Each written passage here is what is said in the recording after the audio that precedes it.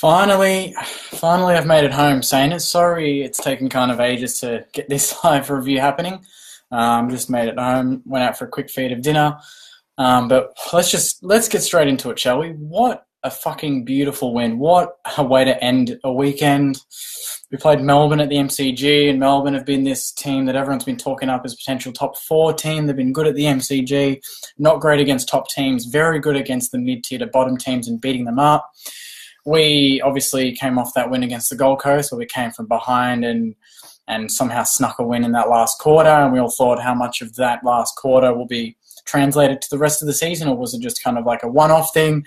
We had the bye, and I kind of had a cheeky feeling going into this game, but I also thought at the same time, we've had the bye, maybe does that kind of ruin our momentum from the Gold Coast game? Let's just get straight into it. I am so proud of the boys today. It's like our first proper, almost 4-quarter performance bar the last 10 minutes there where Melbourne made a run. It's almost our perfect 4-quarter game at the MCG. The last time I can remember us doing that was probably that North Melbourne game last year at Etihad, and then obviously the Richmond win before that. But it was shaky early on. We conceded the first 3 goals. It was 19-0 in 10 minutes, and I thought, great, this is Sydney all over again. We're gonna be out at quarter time. The game's gonna be over. And I was telling my mate there, just saying that, can we just please let's just endure it for the half and then see where it takes us. Let's stay into the game as long as possible. But we turned it around quicker than even I thought we would, because by the 20-minute mark of the first quarter, from being 19 points down, we were 7 or 8 points up.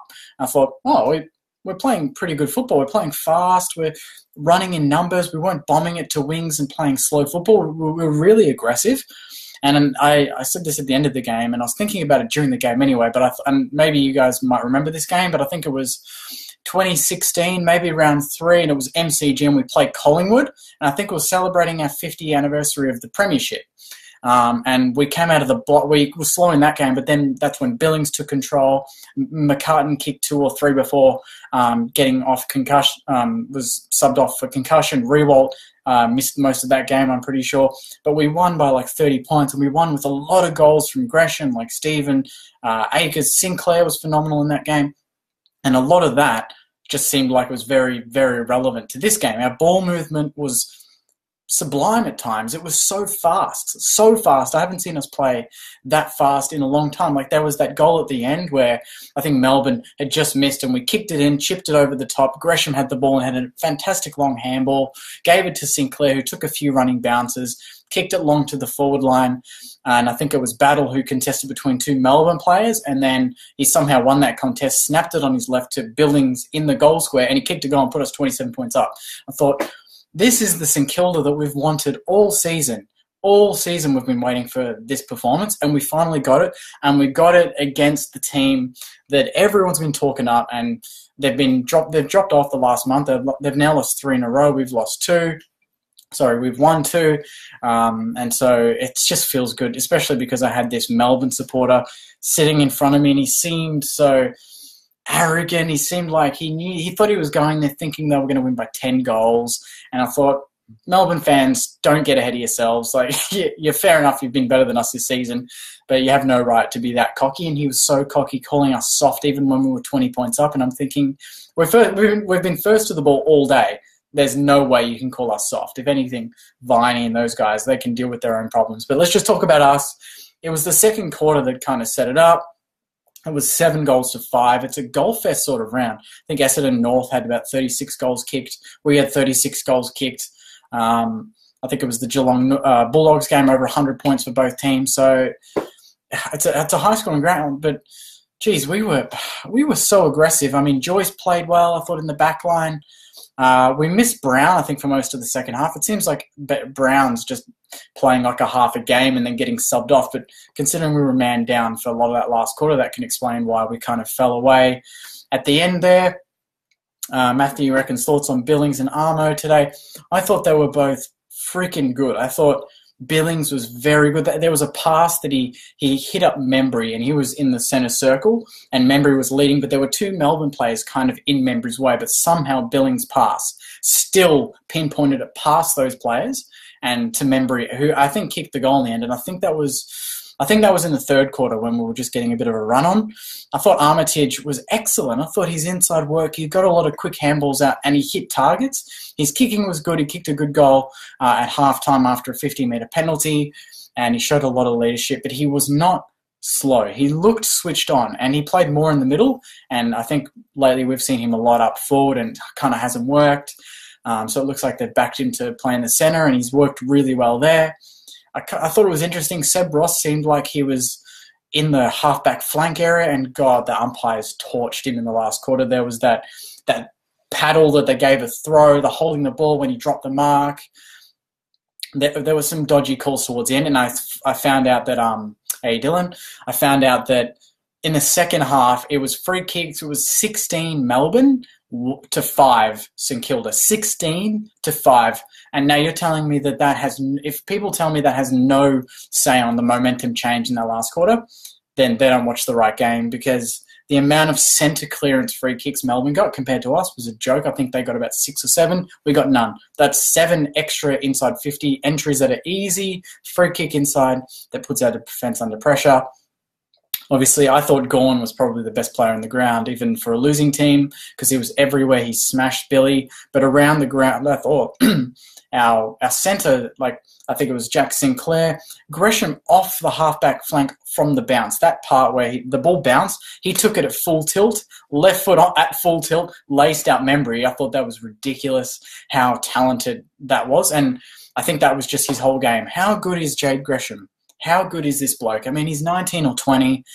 His last 3 games at the MCG, he's kicked 4 today, kicked 5 against Richmond, kicked 6 against Richmond the time before that. He's kicked over 15 goals in 3 games at the MCG, and he's played I think it's his 52nd game. It's ridiculous. Let's go through some of these comments while I have you guys. Chris reckons the Battle is the up-and-coming Saint Nick replacement. That's a big call. I don't think Battle's been very impressive in his 3 or 4 games that he's played. Kicked another goal today, a clutch goal, great mark at the end, set up a number of goals, and a couple of those tackles, I can't remember if it was on Hibbard towards the end of the last quarter, where he kind of just ripped him and just smashed him into the ground. That aggression is fucking awesome, and I loved it. And for a guy that's still only played less than 10 games to do that and to have that sort of confidence, no doubt he's going to be a superstar. And I thought it was the first time in a long time that Membry, McCartan, and I was going to say Bruce, but it's Battle, that forward line worked. I thought Paddy was excellent. He only kicked 1 or 2 goals. He kicked 2 goals in the first quarter, that's right, and missed a couple. But a lot of his shots were on tough angles. But we were kicking to him on the lead, and you could see how much better he looks when it's out in front and he's leading players to the ball. You cannot stop him from marking when he's got his mitts out like that. If it's, above his head, players jump over and smash it. But when he's out on the lead, and he was doing that all day, it was perfect. Membry played the perfect Membry game, kicked 4, kicked straight, which was excellent. And Battle was good too. And then we had Billings, Gresh, Sinclair, we had Jack Nunes, we had those guys at the feet, and it worked really well. I thought Sinclair, one was probably his best game of the season. I thought he was excellent. I don't know what he finished on stats-wise. I can just double-check here. I'm pretty sure he had the most on the ground. I think he finished with 30, so it was most on the ground for St Kilda and Melbourne players, I'm pretty sure. The backline held up gallantly. We had Geary back, and I'll be the first to admit I give Geary a lot of shit, but there were so many instances where we would, it was 1 on 2 and the one was Geary, and he just made himself, he just went into boss mode and just punched the ball, tackled the hell out of guys. He's not the most talented player, but he's one of the hardest players in our team, and he put his body on the line, and it set the tone for a lot of players today, and they all put their bodies on the line. Dunstan was better. Joyce was good. I thought, Carlisle was amazing. The way he reads the play is better than most players in the league. Like, he knows where to go. He knows his positioning better than anyone, and you can tell the rest of the team understand where he needs to be. And when you get players back like Akers, Robert and Bruce, Webster, we're in a good position. And I think we're seeing a lot of, Ed Phillips didn't play. Caulfield didn't play. We've got these youngsters. Nathan Freeman is yet to debut, but he could very soon. So we've got a fair bit of depth there. There's a team growing, and I'm actually fairly optimistic about going to Adelaide next week and playing Port. It's going to be a tough game. Bad memories from last year when they pinched it. But it seems like we played better on bigger grounds. And I feel like if the MCG was our home ground, we might have more wins at this point. We like to spread the ball, and I think the MCG's vastness gives us that ability to handball and run in numbers, and it's the first time this season that we've done that. Rahman says, well done, Saints TV. The team is listening to you. Thanks, mate. Kat says, do you think Jimmy's absence affected the game? Jimmy Webster, I'm assuming you mean. I don't think it affected the game as such. I think maybe we probably would have won by a couple of goals more. I feel like if Jimmy's in the side and, Nathan Brown doesn't go down and we don't run out of rotations on the bench, that we probably don't let Melbourne get into the game as quickly as they did in the last. But it's good confidence that we held on. To be fair, Melbourne, that scoreline flatters Melbourne big time because I thought they were well and truly down on their form from previous months of the season. But you always know Melbourne are going to have that 5-10 minute spell where they kick 2 or 3 goals.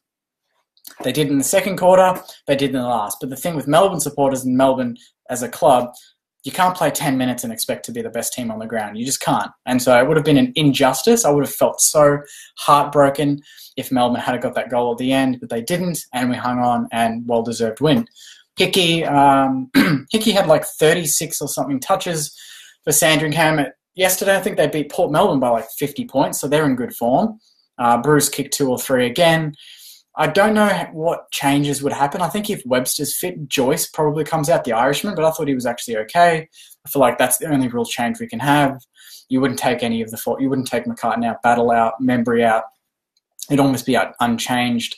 Hunter Clark was very good, I thought, very clever. Some of his left foot kicks, he's kicking on both sides, is fucking great. Like, there were so many passes that other players would have to cut in and go for a handball, but he could back his left foot and lace it out. It was just phenomenal. Julio says, team is playing. Sorry, my throat's kind of sore, guys. Every time we win a game, my throat's going to be sore because I'm yelling my voice off, especially in the last 5 minutes. They are playing for each other now. It looks like Richo's got this good bond going. Apparently there's been some coaching restructure internally. So if that's our style and it's more run and gun, I love it and it's exciting and we'll probably win more games doing it. That was the style that was known by us from 2016 to mid-2017 before we kind of fell away and went into our shell a little bit. But it looks like that last quarter against the Gold Coast, whatever happened at 3/4 time on the Gold Coast, it might be something we talk about at the end of the season thinking whatever happened then has changed this team because they look different. They look arrogant. They look confident. Their kicking was better, but they weren't overdoing it. They tackled hard and we kicked straight. Everything went right. Like everything that we wanted to go right. We had 15-minute penalties go our way for once. We had free kicks. Well, apart from the second half, go our way for once. But that's what happens when you get to the ball first. And I thought more times than not, our blokes put the body on the line, and that was it. That's what got us the result. What else we got? Darren says, love Stephen and Gresh's chase in the last 30 seconds. Oh, that was exciting. I think it was Petrarca who was leading the ball, but the both of them were just waiting, swarming for him to get the ball and then tackle him. It was just great to see that sort of, you just feel proud. I'm home now. I'm just visiting the family, and you could see my, if anyone's wondering what that is, I played it was Lenny Haynes' last game at Etihad Stadium. I think it was against the Bulldogs, if you remember, and they do this Legends game pre-game, those games, and you have to pay a certain amount of money, and you get to play with ex-players, and I got to play with Nathan Burke, Stuart Lowe, Stephen Milne, Jason Blake. Cozzy couldn't play that day, but I think I was one-on-one in the forward 50 on Stuart Lowe, and I don't know if you guys have seen him up close, but his hands are bigger than my face, and he just kind of like palmed it, marked it, handballed, they kicked a goal. But I got to run around on Etihad for a good hour, and it was just amazing. So if anyone's wondering what that is, that's what they give you. I got to be in the rooms and pre-game warming up with the players and stuff, so it was freaking awesome. Matthew says, I think the trade table issue will be very interesting. I honestly hope we don't go crazy. That's what I want too. I agree with you. I don't want to go crazy. People think there's going to be a clean slate. I disagree. I think maybe a player like a Longer or maybe a Dunstan, that might be the main change because those players might provide value. But I think most of the changes will be incoming. I think we need to look at some big free agents. Again, Gaff was amazing on the weekend. McGovern was amazing. De Goey was brilliant. Sloan doesn't look completely happy. So there's players like that we can look at. Kat is asking if Rice is out. Rice could be one that's out, but I think he probably provides more than Joyce at this stage. And the way we look like we're playing in terms of good kicking out of defence, good running and handballing, Rice provides that. I don't think Joyce does. But Joyce is, he put himself in good positions, took some good intercept marks late in the game, and that'll just give him some good confidence. I'm not entirely sure what happened to Brown. I think it might be a thigh injury, but I don't know. Someone comment, hamstring, Gary says. So hopefully he's okay. I did hear that Sanderlands and Nathan Fife are out for Freo in the current game, that Brisbane, I think, are killing him, 5 goals up or something. So it could be a round of the upsets, which is good. Kind of like he's actually left-footed, so his right would be... Oh, well, you can't even tell. Thanks for mentioning that, Patrick. I didn't know that. I thought he was a right foot because he does it on left and right. But that is a talent in itself. The fact that I couldn't even tell, and I know every player in the AFL what foot they kick on, and even non-St Kilda players, the fact that I didn't know which foot was his preferred means that he's good on both feet. And that's all I care about. And more players, hopefully coming through the draft, will be taught that, because it's a very important skill to get you out of trouble. Yes, Anthony, good question, mate. Thoughts on Mav Weller?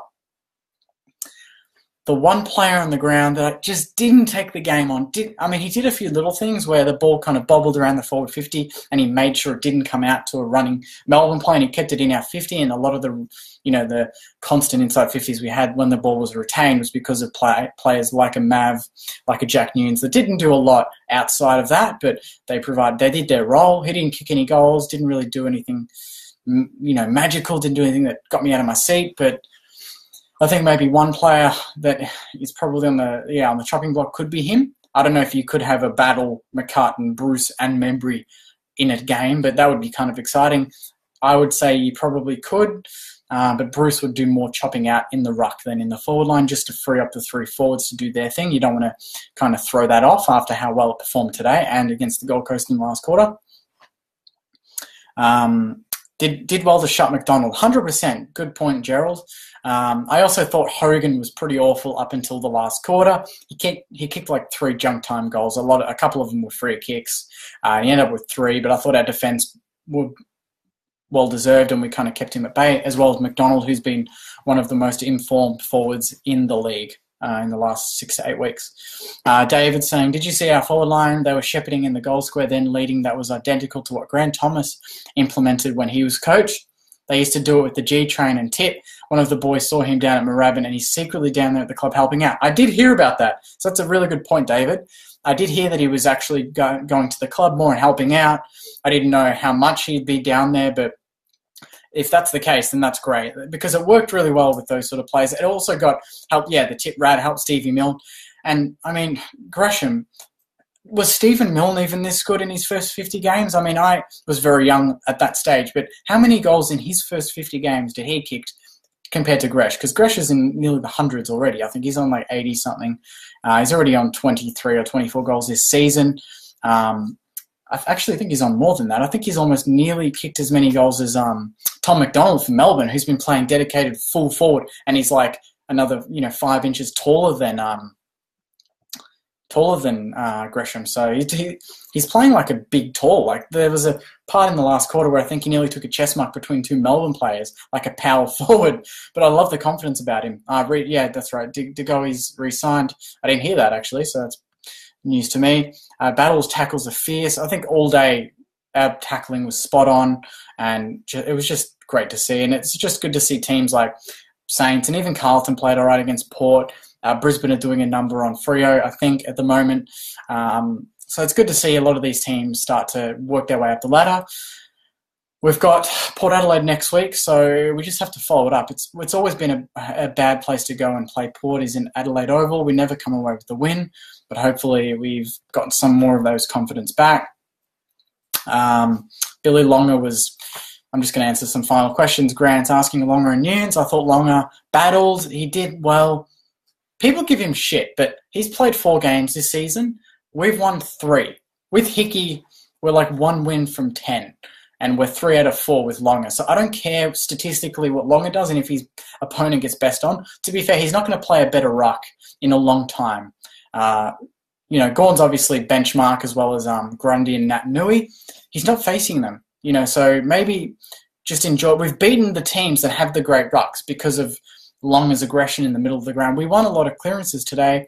They didn't win a lot of clearances. We were good around the ground, and they weren't clear clearances. They were rushed kicks out of the centre. So it was easy for us. So whatever Longa's doing, 100%. But Hickey did have like his best game ever for Sandy. So I don't know how we fit all those guys in. And then you've got Bruce. So that's a lot of tools to consider, but it's a good problem to have. I might wrap it up soon, guys, because my voice is killing me. And also recorded the replay, so I want to watch it from a Fox Footy perspective and not just from the ground. Taylor says Billings playing more up the ground, showed his class, move into the midfield. He was very classy today, and he was good against the Gold Coast. So I'm stoked for him. He's been given so much shit this season, but I'm really proud for him. And if he can get going, it just that delivery into the 50 that he had today, phenomenal. And everyone played their role today. I'm not gonna say who was best on. It's gonna be hard to say. I honestly, who would be best on? Comment, guys. Who do you think was best on ground? I thought Sinclair was excellent. I thought Gresh was sublime. I thought Battle was great. Membry was great. Carlisle. I'd probably say Sinclair was probably. Nathan says Milne had 50 goals by. Oh, fuck, that's pretty good. Yeah, so I don't know who you name best on ground because I thought it was just a team performance. We played. If there's ever like when we're losing, we think, okay, what's Saints footy? What is it all about? What does it look like? If you watch this game, that's exactly what Saints footy is about. It's hard, it's fast, it's aggressive. It's just taking on the opposition at their own game, and seeing what happens. That's what I like about it. So this is just a benchmark for the rest of the season. If we can go on a little bit of a run now and get some more wins against some of these topper teams. I mean, we've got Port next week, who are by no means a top team. They're good. They're good at home. But we can easily do something there. And then you've got Carlton on Friday night at Etihad. That could be 4 in a row. But I'm trying not to get ahead of myself because Melbourne are known to do this and drop off, and Gold Coast is Gold Coast. So really, we don't want to say too much, but it's just great to talk about wins, isn't it? It's just great to come on here and be positive and talk up the team, and you can see that they're playing for Richo, and maybe this could be just something that saves his time at the club, because I think he's a great bloke, and he's had a tough start to this season, but hopefully the players turn around. No doubt the last 4 or 5 quarters of football that they've played very good football. So hopefully we can continue it against another top 8 aspiration team in Port Adelaide next week.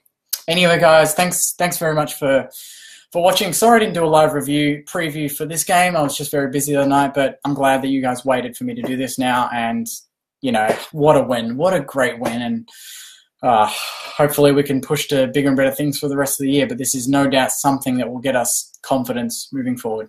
Anyway, guys, thanks very much for watching. If you know any Saints fans, as always, I mention this at the end of every video. If you know any Saints fans that don't know about Saints TV, please tag them in the video, share it on your feed, and let's get this community growing. It's growing really fast already, but the more the merrier. And, I just love talking to you guys. Anyway, thanks very much, and I'll see you soon. Catch you guys.